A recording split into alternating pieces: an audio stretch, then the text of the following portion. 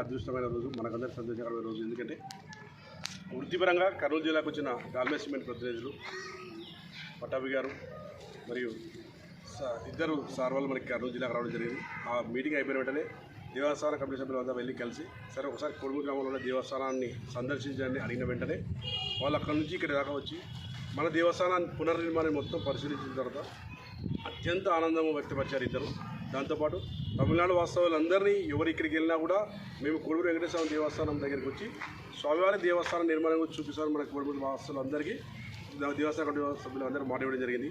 దాని అనుసారంగా వీళ్ళు ఎప్పుడు వచ్చినా కూడా డాల్మియా సిమెంట్ కంపెనీ ప్రతినిధులు అవకాశం ఉంటే సార్ ద్వారా మేనేజ్మెంట్ చైర్మన్ వాళ్ళు కూడా దేవస్థానం ఓపెనింగ్కి సార్ ద్వారా మనం పిలిచి ఓపెనింగ్కి సార్ వాళ్ళు వస్తే కొడుమూరు యొక్క అభివృద్ధికి కూడా మాకు ఉపయోగపడుతుంది అనే ఉద్దేశంతో సార్ వాళ్ళు చెప్పడం జరిగింది. దానికి అనుగుణంగా సార్ ఈరోజు రావడం జరిగింది.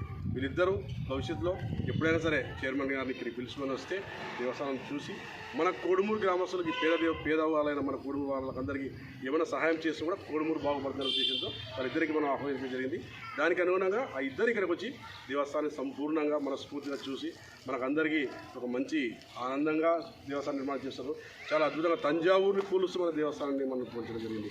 అందుకే మన దేవస్థానం యొక్క గొప్పని మన దేవస్థానం యొక్క ఆలోచనని వాళ్ళందరూ సంతోషంగా స్వీకరించారు. వాళ్ళకందరికీ ప్రత్యేక ధన్యవాదాలు దేవస్థాన కమిటీ సభ్యులందరూ తెలియజేస్తున్నాం. ఓం నమో వెంకటేశాయ.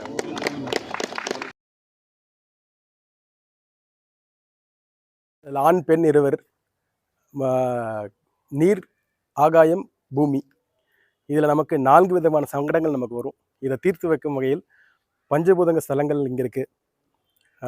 விநாயகர் வாயுக்கான கடவுள், சூரியன் அக்னிக்கான கடவுள், பெருமாள் ஆகாயத்துக்கான கடவுள், சிவன் நீருக்கான கடவுள், பார்வதி மண்ணுக்கான கடவுள் அப்படின்னு பஞ்சபூத ஸ்தலங்களும் இங்கே இருக்குது. இந்த பஞ்சபூத ஸ்தலத்தில் நம்ம என்ன மனப்பூர்வமாக வேண்டிக்கிறோமோ அதை இங்கே வந்து வேண்டிக்கிட்டு இந்த கோயில் வளாகத்தை 5 தடவை சுற்றி வரும்போது நமக்கு 180 நாளில் அந்த நம்ம என்ன நினைக்கிறோமோ அது நிறைவேறும். அந்த நிறைவேறினதுக்கப்புறம் திருப்பி இங்கே வந்து என்னுடைய வேண்டுதல் வந்து நிறைவேறிச்சு அப்படின்னு சொல்லிட்டு நீங்கள் திருப்பி இங்கே வந்து 5 தடவை சுற்றி போகணுன்னு தான் இங்கே இருக்கிற ஐதீகம். இந்த ஒரு கோயிலுடைய ஸ்பெஷாலிட்டி என்ன